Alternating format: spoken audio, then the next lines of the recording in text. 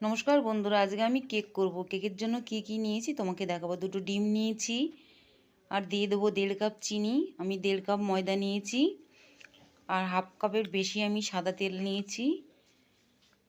এবার চিনিটা দিয়ে আমি ভালো করে ফাটিয়ে নেব। এবার ময়দাটা আমি দিয়ে দেবো 1.5 কাপ ময়দা। বেকিং পাউডার দিয়ে দিলাম বড় 1 চামচ, একটু বেকিং সোডা দিয়ে দিলাম। এবার লিকুইড দুধ দিয়ে দিলাম আমি। বন্ধুরা, তোমরা চাইলে পাউডার দুধও দিতে পারো।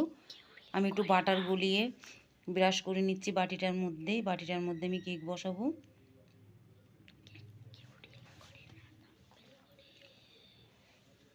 আমি ব্যাটারটা বাটির মধ্যে ঢেলে নেব।